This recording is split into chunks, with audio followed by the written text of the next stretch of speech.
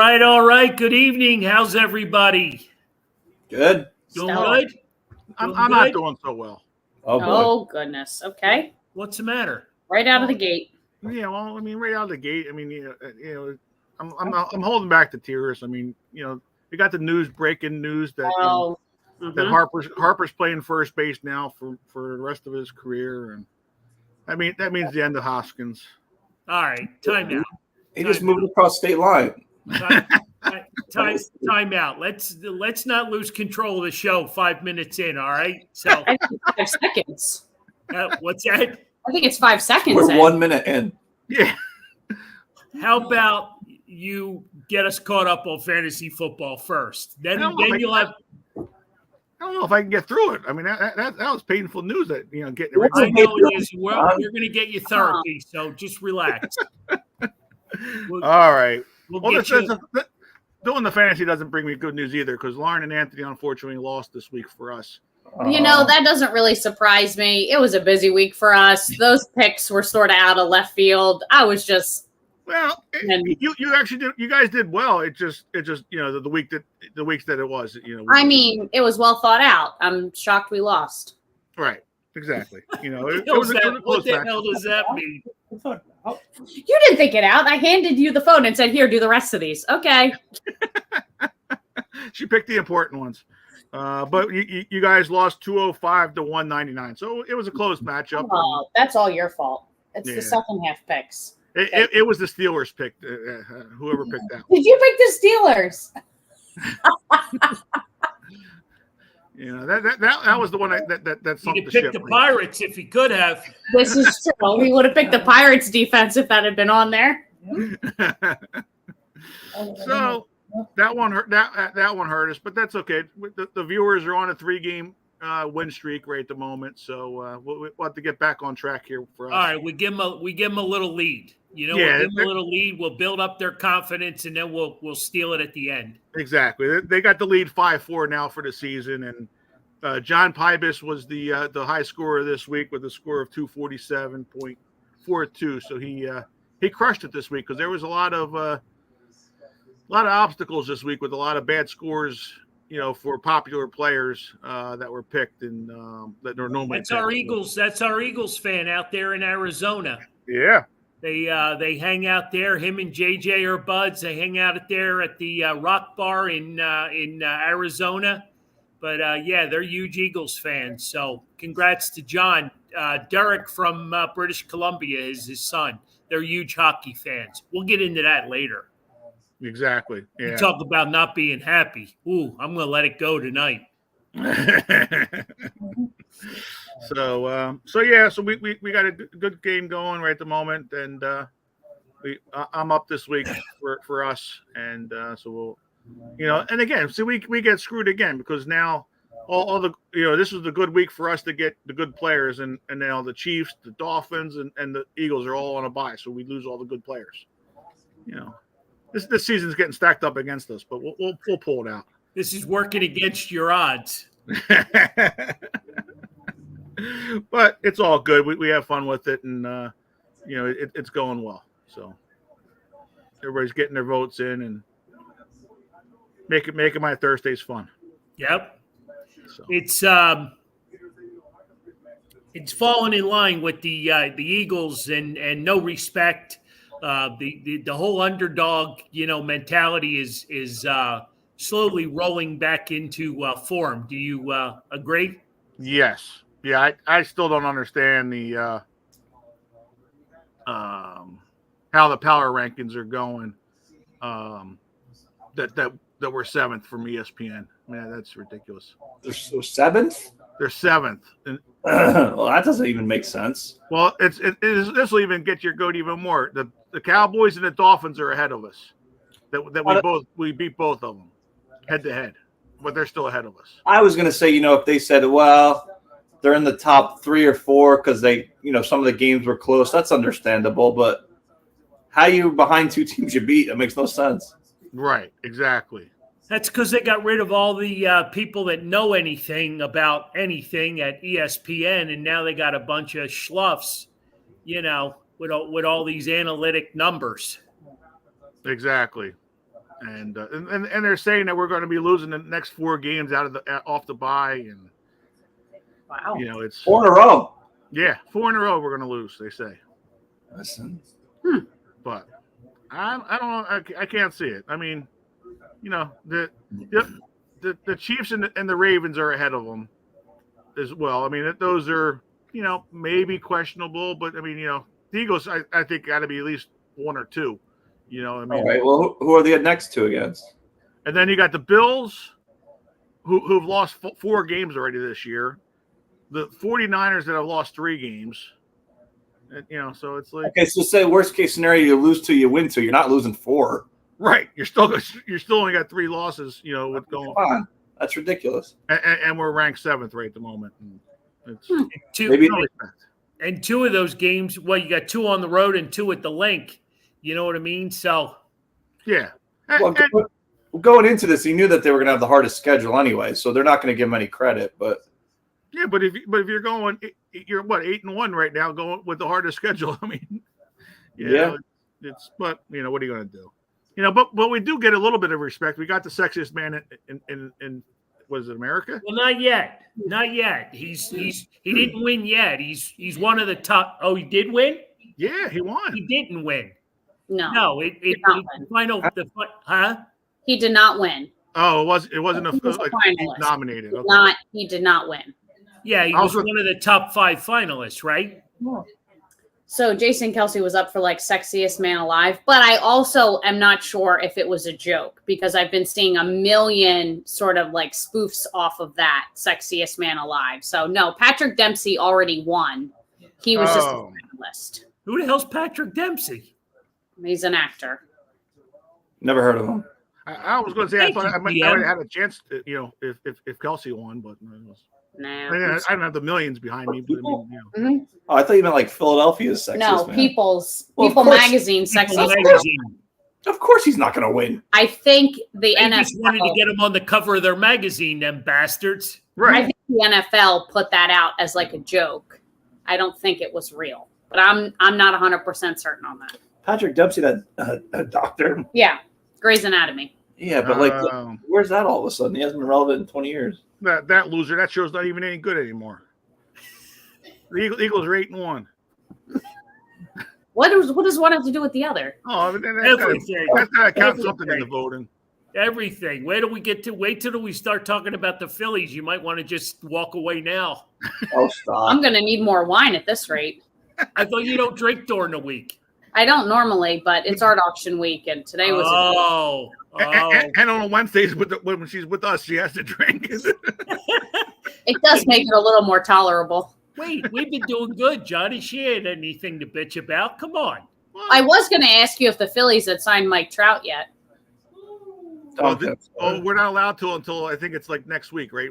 It's you got a 7 or 8 days period after all right. So I was going to ask you where you guys want to go. So we're going to talk Phillies because, John's got breaking news that apparently Dombrowski and our superstar Bryce Harper had their little powwow. And why don't you take it from there, John? Oh boy. Try to get through it.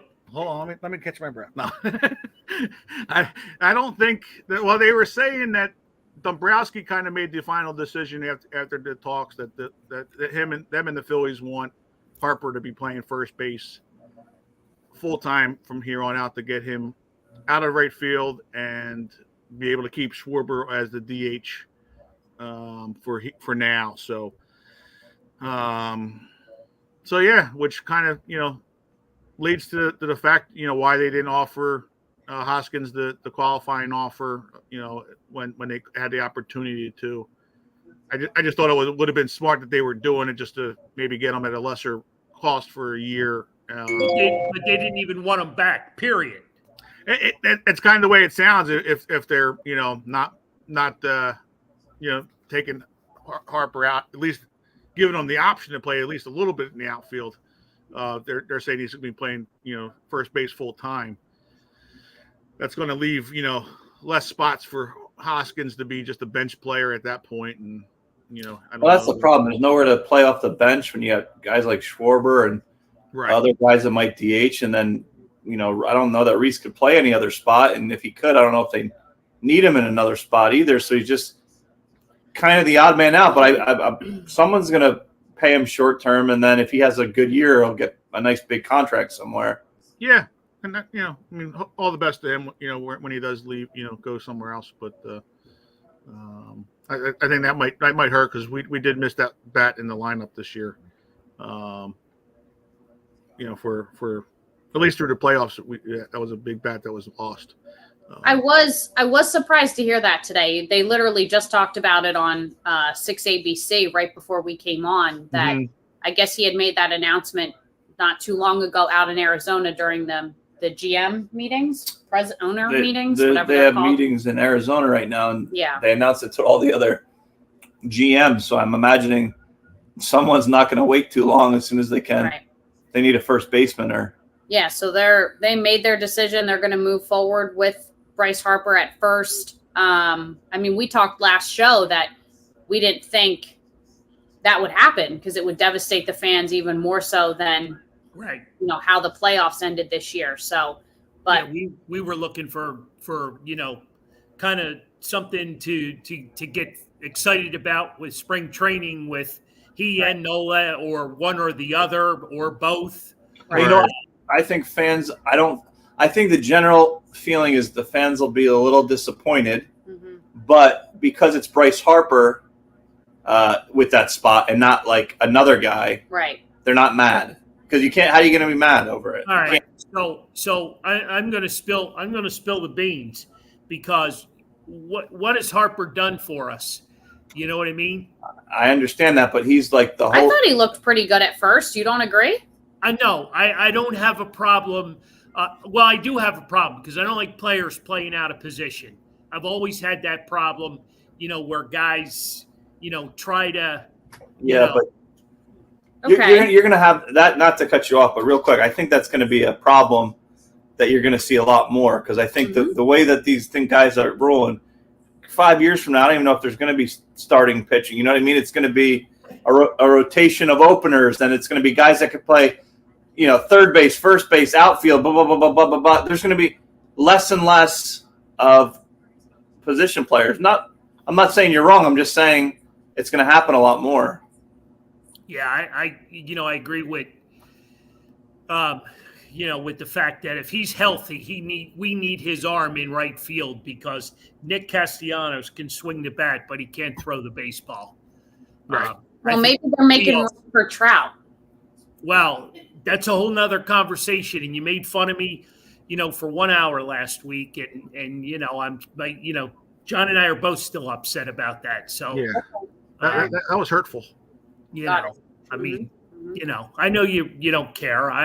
We're big boys, but I just, if Harper's healthy, and I think if you ask and poll baseball people, if he's healthy, he belongs back in right field. Did he do okay at first base? Yeah, he did okay, but he looked awkward at times. No? Yeah, I mean, he hopefully with the offseason, he'll get rid of some of those, plays where he reaches too far and he's not able to get back to first base and, cutting off and, getting a little bit better with scoops and, pickoffs and that kind of stuff. I mean, for the fact that he came back early, and got himself back into the lineup and, played an adequate first base. Yeah, solid. Right. No, there's no argument here. And I know Orange getting ready to say not like Hoskins was a Gold Glove first baseman over there either. I get it, but I didn't say anything. Yeah, but you were ready to unload. You're right because I heard the button comment. I heard it wasn't that. But I just want to know what Jamie thinks about all of this because now she's going to have to buy beers for strangers. Right. Exactly. I mean that's we kind of knew something was coming, and you kind of saw it when Reese threw out the first pitch during the playoffs. That he didn't look. He looked like he was getting emotional himself because he knew what was going to probably come about, and it's going to be something that Yeah, I mean, yeah, it was the Dombrowski made the final decision. The Phillies made the final decision. I mean, just as unfortunately, there's nowhere for him to play. That's the right, problem. right. What are you gonna do? It's the trickle down thing. Okay, Right. Harper goes to right field. What do you do with Nick? You're gonna move Nick over to left field. Then what do you do with Marsh? Yeah, well, Marsh goes to center field, and maybe he's part of the trade for Trout. I mean, well, see, we just we'll send him back to LA. The winter meetings are just getting started right here on this Fan's View tonight. Well, I hope they get rid of Marsh. He was the one guy that was hitting. I thought. Not really. Well, I felt more confident when he was up than some of the other guys. Well, you're 100% right. He was the only one that was hitting the last couple of games. Yeah, he was doing well. And I don't think we'd be having this conversation. I don't think all of the baseball world, would give a rat's ass whether Hoskins came back or if Harper played first base. I mean, if the Phillies had gotten to the World Series, I think it would have been a whole different outcome. I mean, you break down, what went wrong and how it went wrong. And, I want to see the next move that falls, that, oh yeah, we're going to move Harper, we're going to move Trey Turner to the leadoff spot. Oh yeah. No kidding. Right. No kidding. Well, and then they were talking about maybe moving Turner to second base and putting Stott at short. It's like musical chairs. That'll That'll get rid of the rest of the that one doesn't even make sense. They're both fine where they're at. Leave them alone. Right. No, exactly. And that's why Well, I mean, Turner had how many errors this year? Yeah, but 14, 15. Yeah. But as many errors as he had, you had great plays by Stott where he was at. So does that, impact him at all? But so I've got three things. The first, so with Harper now being pretty much your starting first baseman, what does that do for Derek Hall? Does that give him a spot on the bench? Because it was mentioned in the comments that they need to have a better bench, which I 100% agree with. So he's a way better bat than most of the guys on there, if not the best. And he's a good backup first baseman because this kind of goes into my second point. Bryce Harper is going to take a lot more collisions at first base with that banged up arm and elbow than he would in the outfield. So what happens when, just like at the game we were at, Dad, when somebody collided with him and he screamed like somebody had just ripped his arm off, when something happens and he actually, goes down for a game or two because something happens to that arm, does this actually now pave a lane for Derek Hall to be on the Phillies big, full time? I mean, I'll be honest with you. I think he's a forgotten man. Well, that's the thing. I think to you and I, that's the first thing we think about. He's not going to cost as much as Hoskins. He could sit on the bench. He could hit home runs. Mm-hmm. I don't feel like they're as high as everyone else on this show is about him. I don't feel like you hear anything.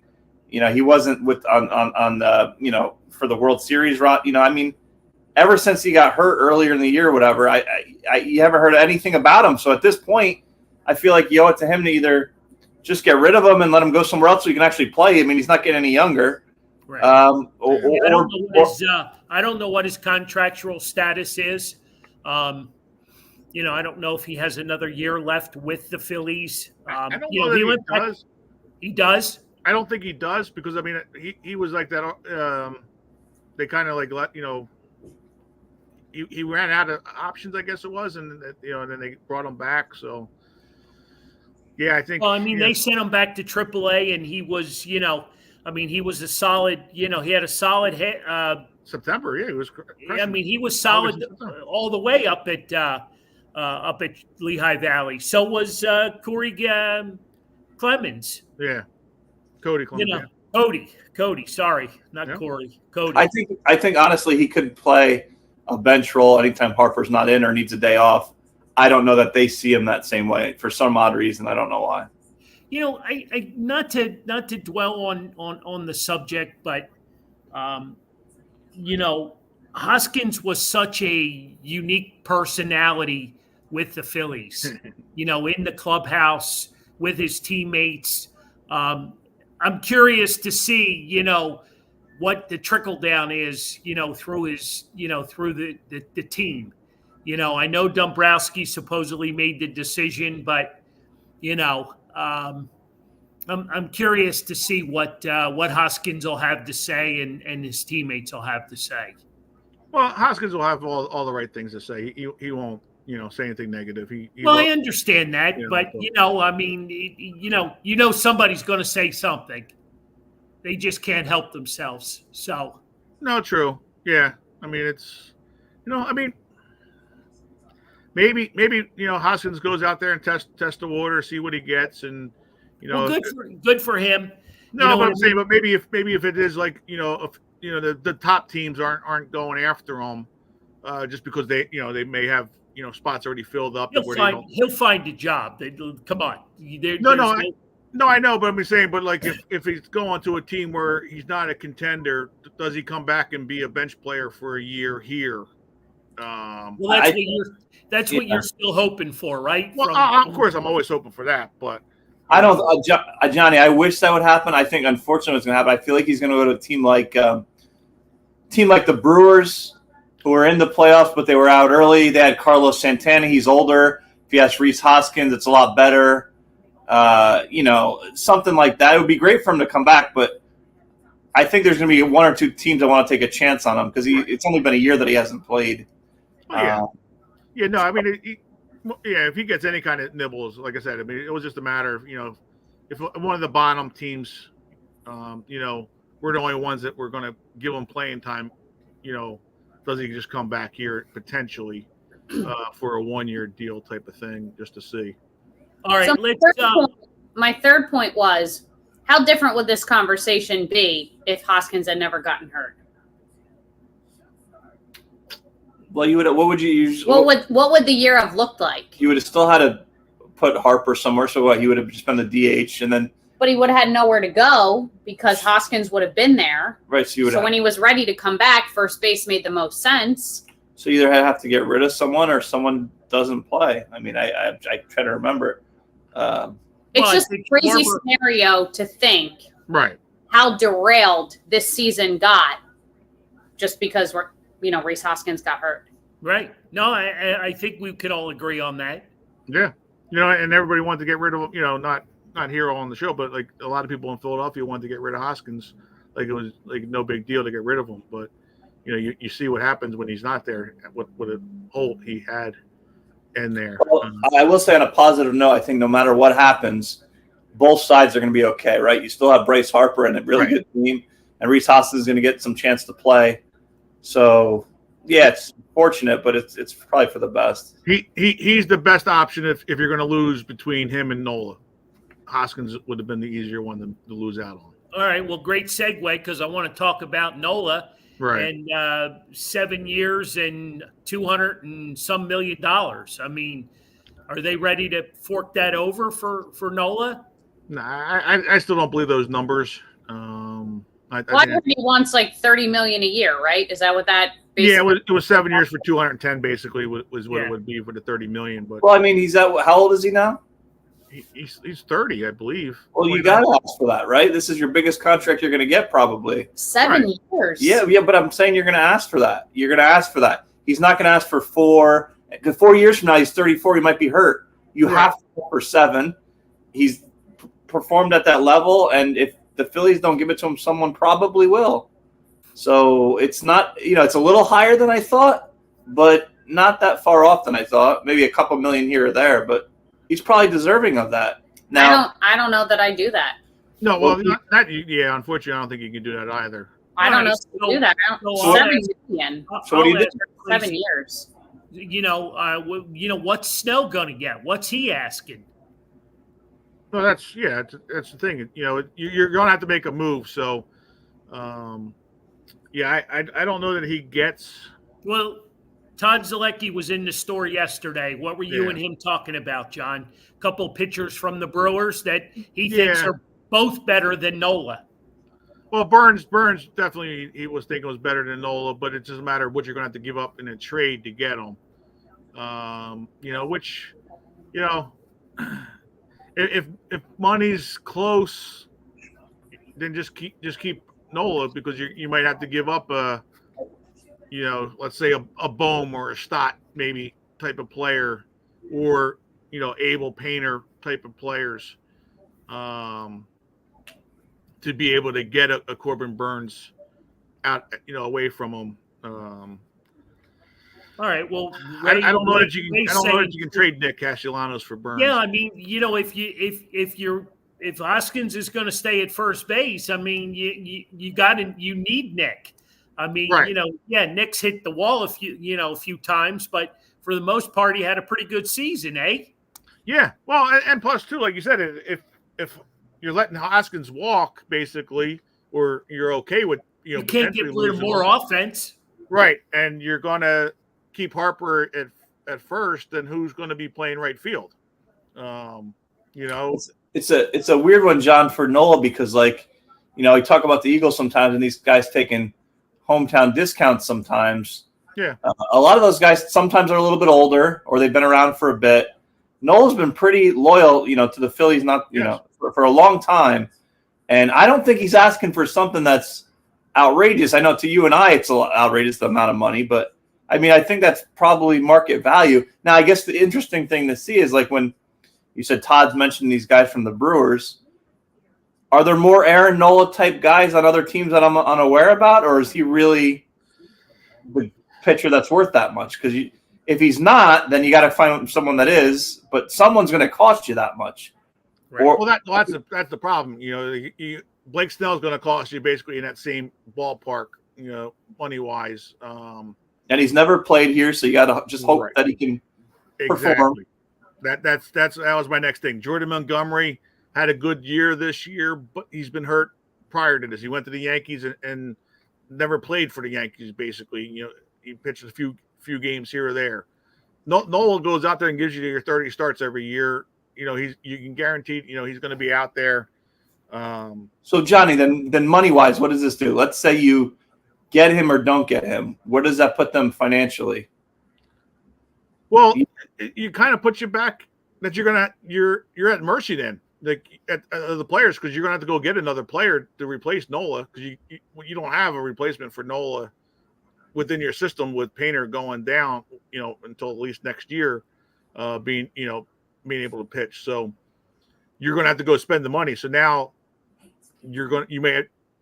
other pitchers maybe hold you hostage and be like, oh, well, I want the $30 million or, whatever. And, or could you get two average guys that equal him, and they're in the rotation more? I mean, those are gambles. I mean, they never seem to work, in my opinion. Yeah. I mean, the only other thing that would be, something to look at would be the Corbin Burns, but he's hurt a lot though as well. He misses 4 or 5 starts, a year. But what's it going to take to get him in a trade? So on the separate end, the negatives of keeping him are just financially, right? So right, if you keep him and they pay, what does that do for other potential positions that they need? Do they not have enough money then? Is that the problem? No, I think they're printing money down there right at the moment. I don't think that they have to worry about money. Sign them up then. Well, you got a lot of money. John and I were talking about this early today. You got a lot of money coming off the books. You're taking Hoskins off the books. You would take Nola's contract off. Lorenzen's, a free agent. He's coming off. You got Craig Kimbrell coming off. There's like $50 million right there. Yeah.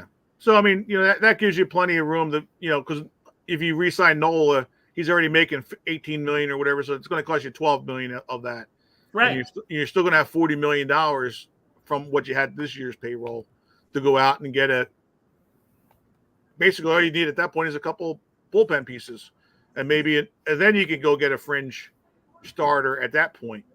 So you're probably not going to hear back from Nola from a while, because I would imagine it's the first time he's had the opportunity in his career to hear every single team make an offer and see where they're at. He's probably got a short list. Knowing him, I'm sure there's a short list, and when does free agency open up? Next week? Yeah, I believe it's sometime early next week or so. With he might want I'd be willing to bet he's one of the first guys signed. You think? Because if I was him, I would wait the longest to make sure you have the best offer. Yeah, pitchers are a little different. Yeah, pitchers go pretty quick because there's really not much free agent wise. There's no surplus of them. Yeah, there's not much. If you had to go make a trade, that's a little bit different of a situation. But there's not many free agents, and Nola's probably one of the top two or three free agents that are out there. So the money's going to be there for him. Yep. You just gotta unfortunately you got to do it because let's face it, we're going to be in the same situation next year with Wheeler. Wheeler's up at the end of this year, so it's not like you and then maybe Painter takes Wheeler's spot, but he's not going to be the same quality pitcher. John, you don't think the Phillies try to redo that contract right now? That would be a nice move. I would be thinking about it myself. Not let it get to that point because add 2 or 3 years to that contract. Exactly. Yeah. Exactly, because you have to improve this pitching staff because you can't lose a guy like Nola and just go out there and get anybody another, let's get a fifth starter, fourth or fifth starter type of guy just to fill a spot. It's not reliable. Well, Joe seems to have it figured out. Wheeler, Snell, Gray, Ranger, and Walker. He seems to have it all figured out already. All right, GM Joe. But that's going to cost you a lot. Yeah, that's a lot of money. I feel like we've been chasing Sonny Gray for like 20 years. Yeah. Sonny Gray sounds like he was a part of a band in the 70s. I also got to be honest with you. I still feel like, obviously, other than Nola, I feel like you're pitching very steady. Yeah, you can get another bullpen guy here or there. You just got to hit the ball when you need it. Like, I don't know that they need to do too much. Right. No, you're right. You're exactly right. You keep a Nola and, you add a contact guy for the most part or an on-base guy like Hoskins to that lineup, a type of player like that, or, get us another Bryson Stott type of guy or Corbin Carroll type of guy that, is contact and gets on base a lot to add to this lineup. Which, like we were talking today, if the Phillies can make Rojas into that type of player, that would be, a bonus. I was kind of shocked they didn't send him out to Arizona. Yeah, I really was just to keep him, working on his bat speed and getting him more acquainted with, major league pitching and unless they were worried about it, kind of like how they were using the excuse last year in the playoffs when Stott got worn down in the World Series that his bat was getting slow, that he played a little bit too much by going out to Arizona and then doing it, that maybe he's playing a little too much and they're worried that he gets tired, for next year. I mean, these are kids. He's barely 21 years old. Right. I don't even think he's old enough to drink yet. Yeah, I don't think he was. Yeah. No, it's definitely a. Well, Lauren, you caught up on your 3 questions. I'm all caught up, and I think we got the whole offseason to chat Phillies. We do. I think we need to move on. Got a big game tonight. Well, it's funny because we moved right on from the Phillies disaster to an 8-1 Eagles team to a 6-1 76ers team. Oh, I was talking about the Union. Oh, that's a playoff game tonight. Aren't they in the playoffs? What do they have? 2 weeks off in July, or not even? They got 2 weeks off for the year, and they play in the playoffs again. Yeah. Hey, how about the big fella? How about the Sixers? Come on, 6-1. It's a huge game tonight. But is it really? Is game number 8 really that big of a deal? No. I think it just sets them up to really be confident. Yeah, their confidence is going to be through the roof if they win tonight. I think it kind of validates them a little bit at this point in the season. I mean, Anthony and I, a couple times we've been on and, prior shows talked about how we weren't really into the Sixers yet.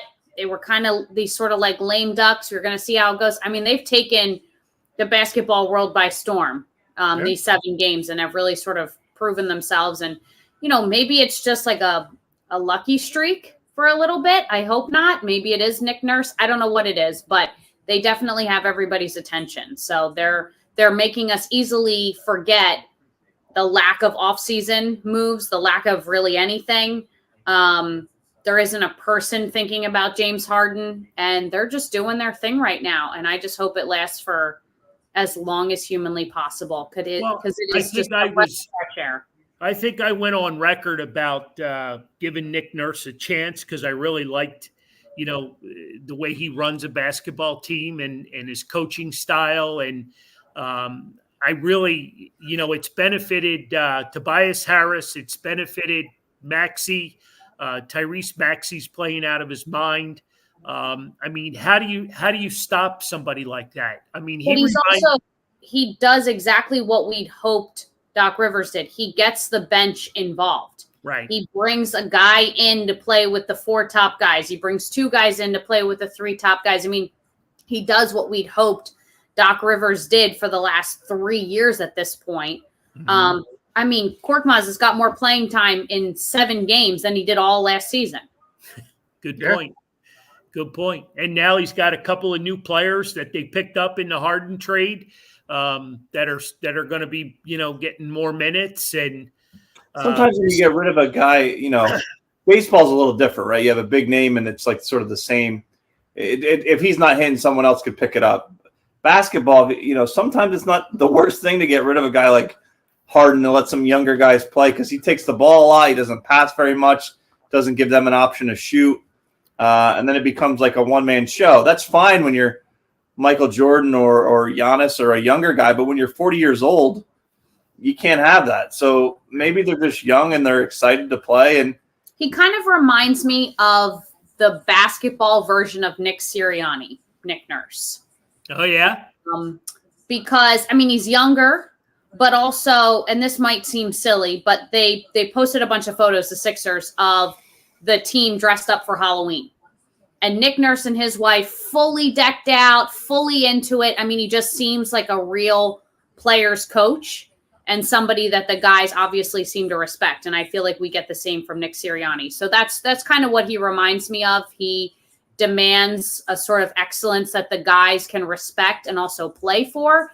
But he's also just a genuinely nice person that has their best interests at heart at the same time. So we're moving in the right direction now. We beat the Celtics tonight. We go to 7-1. We play the Celtics again next week. Yeah. So, I mean, I hate Drew Holiday on the Sixers or on the Celtics, but that's unfortunately they're playing them too early. Like they got for both teams. It's a good rivalry. I didn't realize they only play each other twice all season. No, four times. They play them 4 times this year. Okay, but 2 of them are this week, and then you don't play until I think it's February. Oh, geez. Okay. So it's you spread it out, so it's kind of weird. I mean, Joel Embiid seems like he's on another level right now. He's getting fined left and right for all of his nonsense, and it just he doesn't care. No, that's probably cash he carries in his wallet, so it doesn't mean anything to him. But it just seems like sort of the cloud has lifted. The cloud doesn't seem to be quite so dark over the Sixers anymore. Right. I just hope it's not like early season luck and that we're having the same conversation in January. Right. I'm hoping in January we're going to see this team even at another level better. Yeah. Because I think just because like we've been asking for it the whole time, get everybody involved. Get the passing. You got 4 guys averaging over 20 points right now. Yeah, it's early in the season, but that's huge on any given night that anybody can score like that. And how about the signing of this Oubre kid from Carolina? Yeah, I mean, Uh, he's a hell of a player. I'm shocked that they let him go, but I guess we only have him signed for 1 year. But yeah, but it's nice that he's on our team this year, so we can use it. We can sign him and go over to luxury if we need to, type of thing. So it's a good. So John, let me ask you. I mean, where do these Zach LaVine rumors go? I mean, that seems to be the name that constantly comes up. Yeah. Well, that's the final piece. One of the final pieces that they're going to put onto this team. That's why they made the Harden trade and was able to hold out as long as they could and got those draft picks that they were able to get because that's what was missing from the Sixers being able to make this move for Harden earlier, in the year and picking up other guys. They didn't have. Who's the other name they're bouncing around out there? OG Obanabi or something. OG and Mitchell. Donovan Mitchell, yeah. Donovan Mitchell. And potentially the Siakam maybe as well, but yeah. It's good to be back talking Sixers. So yeah, I mean, you add a guy like LaVine to be able to shoot, to put him into the starting rotation, and then that way you can put Oubre, onto the bench coming off that you have a good second team as well coming. So, yeah, I like it. We'll see what happens. Right. Oh yeah. No, it's definitely a much better. It's a lot better than where we thought they'd be. Right. So yeah. I'll take it and I'll ride that for as long as they'll allow it. And they're much more enjoyable to watch too, just because everybody's it's a different game than we've been used to for the past couple of years. I mean, 2 minutes into the first and they're already up, 6-0. Right. So I'll take it. Mm-hmm. Yeah. All right. Are you ready to unleash about the Flyers? Is that where we're going? Well, I can, but it really it's an ugly story, and I haven't shared it with a lot of people because it's there's a young kid that comes in the store. His name is Liam, and he celebrated his birthday last week, and his family took him to the Flyers game. He's a huge Connor McDavid fan. Huge. Okay. The kid plays hockey, plays for the Hawks. He's a local kid. Mm-hmm. Just lives and dies hockey. His older brother's a big football fan. They were all at the store Monday night for the DeAndre Swift signing. Okay. So the family, takes him to the Flyers game for his birthday. He's got this real nice sign. It's my birthday. I think Liam might be in the 8 to 10 category as far as years old. But they got there early, so early that they went in, through the early entrance and, spent $60 on Chickies and Pete's fries and the whole 9 yards. But upon going through security, the guard rips the sign out of the kid's hand and tears it in half. What did the sign say? About being, this is my birthday. It was basically to Connor McDavid because he wanted to make, eye-to-eye contact with Connor down at ice level. Wow. And the guard apparently told him the sign was too big and ripped it in half and said, this is how big it needs to be. Wow. Okay. So, then what happened? The kid was pretty upset. So upset that Chris Terrian came over to them because I guess Chris was preparing for his pregame show that he does in that same room. Right. And said, hey, bud, what's going on? So, the father tried to explain it to him, and Chris, got a puck and signed it for him. And, he tried to make something good out of it. But, sure. the kid wasn't having any of that. And the father was totally beside himself because at this point he's got $800 invested in, tickets. And, it's been an absolute ugly situation. What game was this for? I'm sorry? What game was this for? The Edmonton Oilers game. Okay. And So that's did they play them Saturday? I forget what night exactly it was. Okay. I should have done my homework and looked up the night, but it was the Edmonton game. They come in once a year. The kid's a huge Connor McDavid fan. Right. Every time he comes in the store, what do you got? What do you got? So anyway, I felt horrible. The father came in the store the other day when the new Upper Deck hockey came out, and he's telling me this story, and I'm like, I'm like feeling really bad about this, and I'm like, here the Flyers are, right, the new era of orange and black, right? They want to make things right with the fans, and it doesn't seem to have trickled down to the game day staff. Well, apparently, this minimum wage fella, took it upon himself, to change the life of, a young man that was just out trying to enjoy his birthday. Right. Well, the other thing is they probably do have it posted, right? There probably is. I'm going to stop you right there because the father went a step further. There's nothing posted anywhere. The only thing that's posted about anything size-wise, it's about bags. There's nothing about signs.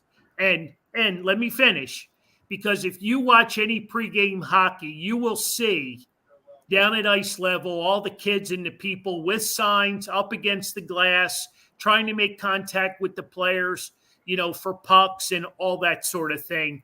And the bottom line to the story is this is not the way you treat fans, especially kids. Right. This could have been handled. This could have been handled so much differently. Yeah.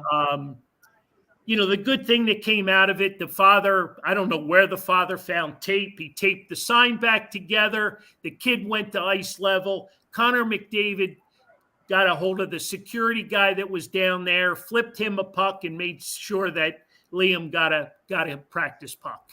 All right. Well, you buried the lead, so there we go. So we got to a happy spot in the story. We talk about that all the time. I know, just working in sports, we always talk about, in Reading at least, making sure that people are having good experiences. The problem is when you're at a place that's big like that, it's really, really, really hard to keep. I'm not making excuses for the guy. It's just really, really hard to keep a consistent staff. And, you see it when we're going to the Phillies and the people that you pay for your parking. I mean, they do not care. So, this is just some guy who thought he was a cop, and he's not a cop, and he's ruining some kid's night. I get it. I understand rules. I understand rules. I understand about signs and bags and, the whole bit. It's a goddamn kid. Well, they probably feel like if you let one in, then the next. It's a kid. I get it, but then every kid's going to have it. I'm not saying he's right, but then they should make a rule that says, okay, signs need to be this big and it's on the website. Or 2, anyone could have any sign as long as it's in the pregame. As soon as the pregame, you got to put it away. But to not have anything listed, that's no one's fault. But he rips the sign and then he gives it back to them? He ripped the sign in half. I handed it back to them. I think I handed it back to him. This is how big the sign should be, is what he told him. So, your venting then was not about the Flyers' play; it was about this situation. I'm venting because 2 things: Danny Briere, Keith Jones, right? The new era of orange and black. They're trying to get the fans back into the building. They're trying to build the fan base. They're trying to get the fans' energy level back up to where they're supporting the team, right? Is this where it starts? Yeah, I think there's a disconnect a lot of times, unfortunately. It's a huge disconnect. Well, what they need to do is get in front of the people who are on the front lines. Keith Jones and Danny Briere need to pull the people who are doing security and check-in tickets at the front gates and are the front line, the first people you basically interact with, aside from the parking people, and that's a third party anyway, that this is what we're doing this year. And stuff like this won't be tolerated. The problem is this supervisor talks to this supervisor, talks to this supervisor, who finally maybe talks to Danny Briere and Keith Jones, and you just hope it trickles down. It would be entirely different. We have the same exact conversation at work. If our CEO got in the same room as our front of the line shelter workers and explained why policies and procedures are the way they are, instead of, oh, that just came from the CEO, they would understand it way better than they do. But they just say, I don't know, that's what senior staff tell me. Yeah. So same thing. Well, and I will say, they need to get in front of these people who are taking the tickets, who are the security people, and explaining, listen, guys, this is a new year and we're trying to breathe life back into this lifeless organization. So we're not going to act like that. And unfortunately, I don't think that doesn't happen. Unfortunately, I don't think they're alone in that world. I imagine it happens so many places. You know, we're lucky enough in Reading where you have a staff where we're kind of in charge of it. So we have a day where Scott's out there, we're talking to people, we know everyone's names, you know people's birthdays, and you have that closer relationship. When you get in a big place like that, it's tough. They need to have a day where he says every game day employee comes and Danny Briere talks to them just like Scott Hunsaker would. And they would think the employees would think the world of it. Would think it's the greatest thing ever. They get free hot dogs and they could hang out, and maybe they'd care a little bit more. Yeah, I just was, you know, I mean, it had me, you know, as you can tell, it had me upset and concerned because, you know, I mean, I know the family, I know the father and his boys, and I even know the grandparents because over the summer they get to watch the kids while the parents go to work. And I just felt, I mean, just a terrible, terrible disconnect, you know, over a stinking sign with a kid involved. I'm not talking about some jackass that's, you know, that's trying to get, you know, autographs and get to the players and not understanding any rules, nothing. This kid had no idea what was happening. And it was his birthday. And it was his birthday. It's like Santa Claus kicking Ralphie down the slide, telling him he's going to shoot his eyes out. Come on. I've also feel like I've seen a sign like that. I feel like I've seen a sign like that on the internet and Facebook from every sports team in America, and they like embrace it and they post it. So I don't know what happened. I'm not here to boast about myself or anything that I've done to make situations better. But I had an old Connor McDavid Upper Deck autographed signage that was sent to me a couple of years ago for Upper Deck hockey. And, you know, the guy's telling me this story. We're having this conversation, you know, and I'm sitting at my table and I'm rifling through my hockey photos. And I found what I was looking for and I gave it to the father and I said, here, pass this on to Liam. You know, you don't have to tell him it came from me. You know, it was an autographed poster.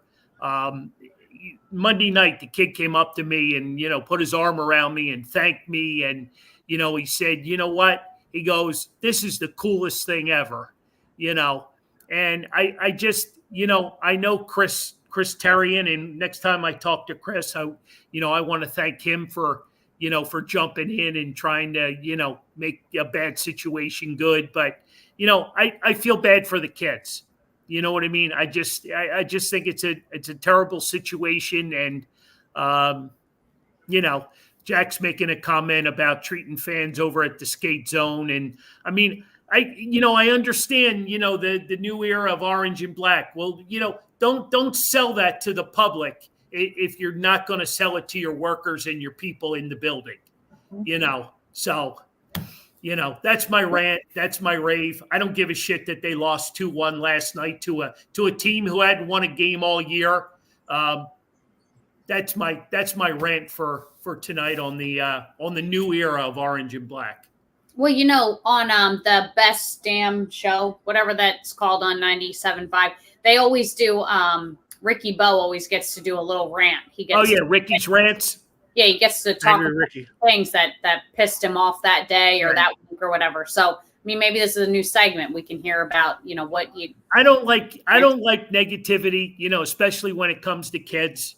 You know what I mean? You know how I am. I hate when parents bring kids into the store and the kid wants a $3 pack of cards and, you know, the parents not going for it. Sure. You know, you know how I am. I just, you know, I don't like hearing this sort of stuff. And, you know, we were all kids once, right? Yeah. We all been down that road. And I just thought it was just a horrible story. And, you know, especially over there where how many people go early to get into the Flyers game? What is there? 100 maybe? 100 people that they got to deal with? you know. So anyway, that's my rant. All right. But you know, the kid's a huge 6. Jack said they got 6 people. Well, and apparently these folks were 4 of them. So Right. You know, I just, you know, it just bothered me to no end. And I thought, you know what, should we talk about it tonight? I mean, yeah, why not? Why Okay. not? So are the Eagles having you as frustrated about anything? no, not at all. You know, John and I have been kicking around a lot of situations. And as I put on my blog this morning, where would the Birds be without Brandon Graham, Fletcher Cox, Jason Kelsey? They're the 3 oldest citizens on the team. I mean, you know, there is how many 13, 14 years, John? Yep. Yeah. I mean, they got all the records, you know, games played, and you know, it's. I mean, where would we be without those senior citizens? Just the leadership that they give, you know, to this team. Phenomenal. You know, phenomenal. And on top of it, you put Lane Johnson there as well, you know, into the mix. You know, it's. You know, look at that game against the Cowboys. Where the hell did they had to wake? They had to wake Brandon Graham up on the bench. Come on, it's time. It's your turn to go in. Yeah. You know, and he goes in and records a sack and a half at the end of the game. Yeah. Plus he knocked Dak out for that 2-point conversion. Yeah. You know. I mean, you know, they're talking about putting them out to pasture. It looks like the game. They still got game to me. Oh yeah, absolutely. Yeah, it's definitely a big time thing. You know, and yeah, there's not much to worry about the Eagles. You know, it's just turnovers a little bit concerning, I guess, with the Eagles. Well, the injuries probably have me more concerned than anything. Right. So the last minutes of that game were concerning. Oh, the last 6 minutes. It seemed to spiral fast. That's I thought I got up to finish making dinner Sunday night, whatever I was doing, and I came back and it was a completely different football game. You know, so that's a little concerning. It seems like we sort of took our foot off the gas and, you know, almost let them back into it. And then, you know, I don't know if somebody realized like, oh shit, we still got to play. There's time left on the clock. But it seemed like a completely different team those last 5 minutes. The secondary I felt like, you know, they were making some really big plays, and I don't know if the guys were tired at the end or, you know, because those same guys that Bradbury and some of these guys that missed a couple big plays also had a couple big plays. So you can't be like, oh, this guy stinks, that guy stinks. I just don't know what happened at the end. Maybe they just got tired. I don't know. Well, they also got hurt because was it Bradbury and Slade both went out? Yeah, they both got nicked. They both got nicked up pretty good. Know, back-to-back plays, they were kind of out of it, so that which led to some things for the Cowboys. And you know, and let's face it, I mean, nobody here in Philadelphia likes to give the Cowboys any kind of credit, but they are a good team. You know, they do have a lot of talent on that team. They just don't. It shouldn't have been that close, though. Yeah, well, they're not closers. You know, where the Eagles, you know, had to close, and you know, the talent to close. You know, Brandon Graham's coming up with the plays at the end. You know, but the Cowboys are a team that you do have to worry about. You know, and not being a Cowboys, you know, fan, but just, you know, it is they are a good team. That was a good win by the Eagles. Very good. Just got to clean up a few things. Yep. On their end, you know, plus Jalen Hurts is hurt, you know, yep. You know, that's more of a concern to me, if anything, is Jalen Hurts, you know, because, you know, I don't know, you know, you bring the backup in there. I don't even want to say his name because it's not anything, you know, pleasant to say. Not anything good, right? Hey, no. Real quick, Lauren, you're going to be up in a minute to talk about Saturday night. I don't know if Emily's hanging around in the green room. She's but not Emily, yet. If you can come on, you can talk about your Friday night event. Lauren, how's things going? I know you've been busier than what's the saying? A one-arm paper hanger, something Definitely. like that. Yeah, we'll go with that. Yeah, it's been a busy couple weeks, but we have our art auction on Saturday night. I'm not even really a huge fan of using the term art auction because it kind of makes it sound like all we do is auction off artwork, which is definitely not the case. We have 30 items in the live auction this year, and 15 of them are some type of experience or trip somewhere. The other 15 is obviously artwork, but it's not just all art. So we have the live auction. That's just for people that are physically going to be in the building Saturday night. If you go to our website, humanepa.org, you can see a flip book of all that artwork in case anything is of interest to you. You can place a proxy bid if you'd like ahead of time. I had a couple of those come through today, so you can do that with me. Otherwise, there is an exclusive in-person silent auction as well on Saturday night. That's got about 35 items in it right now. But our big one is our online auction, which is closing in on about 100 items. Anyone, anywhere can bid on that. So that link is live. I'll share it tonight right after the show on our Facebook page if you're interested in taking a look. Good. There's stuff from the Reading Phillies. There's Eagles stuff in there. Restaurant gift cards, trips. Yeah, there's lots of trips in there. There's definitely a weekend in Pittsburgh on there. There is an experience in Lancaster in there. Hershey's in live though. So there's just a bunch of different stuff. There's also just like baskets. So liquor baskets, just different type of like beer, memorabilia and promotional stuff like that. So there's a lot in that online auction. It's definitely not just artwork. There's obviously artwork too, if you're into that, but if you'd like to log on and place a couple bids, I certainly would appreciate that. We have, I think it's like 7 tickets left for Saturday night. So I've got room for 7 more folks. If anyone's interested in joining, please reach out to me and I can make that happen. But it should be a good night. The theme is around the world. It's a food. So we've got 5 different caterers, all from different places. So we've got like sushi. We've got pierogies. We've got Italian food. We've got Mediterranean food, so it's just kind of like a culinary experience as well. Nice. And it's a full open bar, which is obviously awesome as well, and that's what makes the bids flow. So looking forward to a good night. Make sure you get that up on our page. Yep, we'll do. You know, and people can share it, and hopefully there's something of interest for everybody. But Emily's joining us.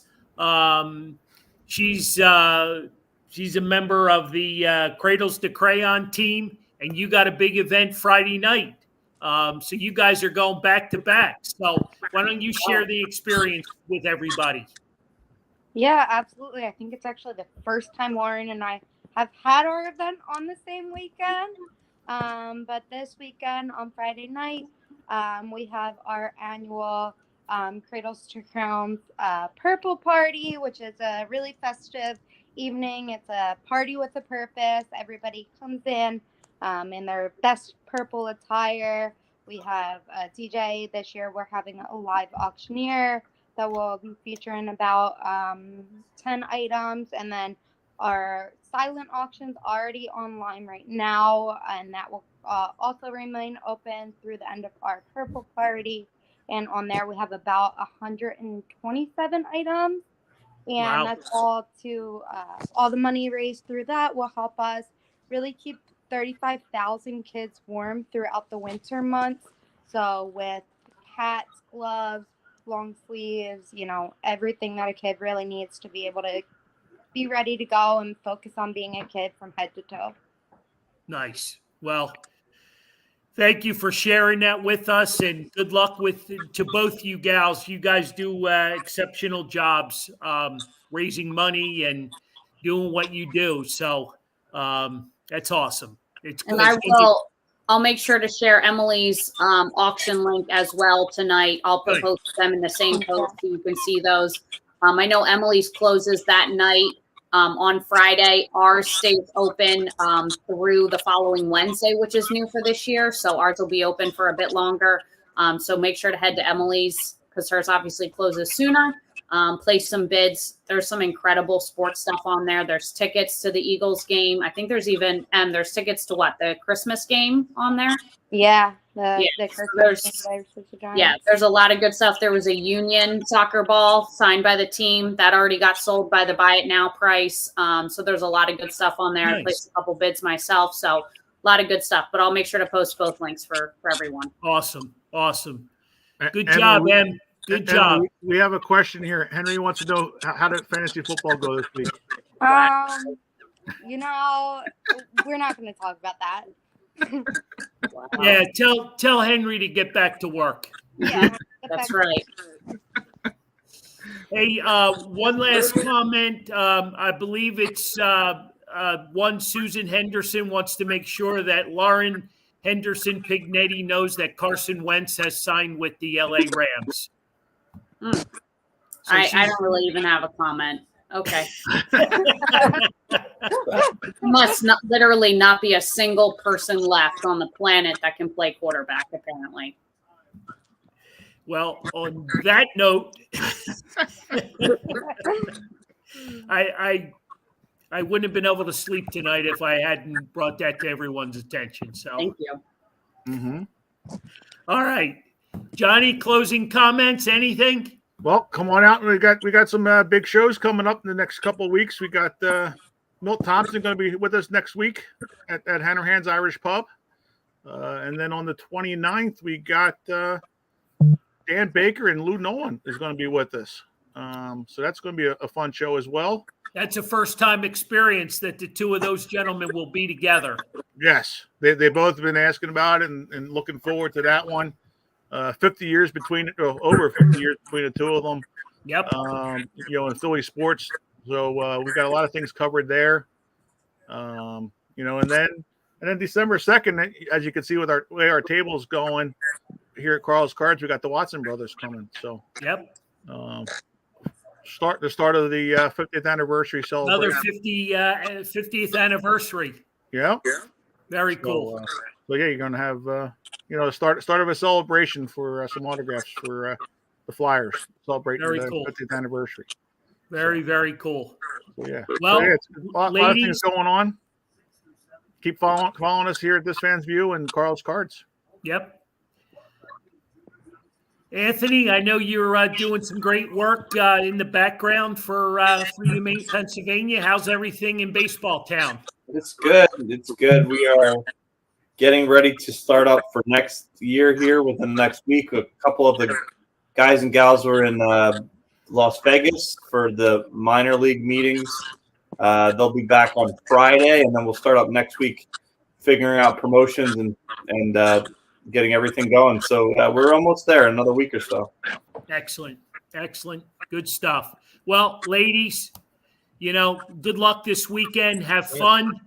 Go for it.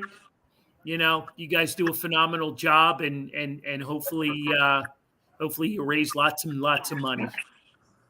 That's the plan. Yes. You guys will rock it. There you go. Knock it out of the park, as they say, right? Yep. Oh yeah. There you go. All right. Well, I will. On that note, we're going to thank everybody for joining us tonight on This Fan's View. It was some interesting conversation. Excuse my Flyers rant, but I got it off my chest. So that's most important. Most important. Mm-hmm. Most important. That might be why your back was hurting you so much this week too. I was going to say that. I was going to say now your back will feel better. It's carrying that around all for the past week. Yep. Yeah, exactly. Yeah, it was just all about their presentation, and I thought it was a shitful one. So, but anyway, have a great rest of the week, and where you guys know where you can find John and I. So. Yep. Come see us. Come visit us. Emily, where's your event Friday night? It's at our Giving Factory, so it's in Falls. Is that open to the public? Is that a ticketed event? Yeah, it's a ticketed event. We do still have some tickets available on our auction website. So if Lauren does put that link up, you'll be able to see the Awesome. And Lauren, she's down to a few tickets. Going to be a great event. So if there's food and drink involved, I got to be there. So I always end up with some crazy ass art piece that I have no idea where I'm going to hang. Yep, that's pretty much accurate. I get myself roped into it every year, but that's okay. It's for a great cause, and you gals, I can't say it enough. You guys do great work. So kudos to all of you, and we'll see each other next Wednesday night at Hanrahan's Irish Pub, and we can talk about it then. Sounds great. See you then. All right. Take care. See ya.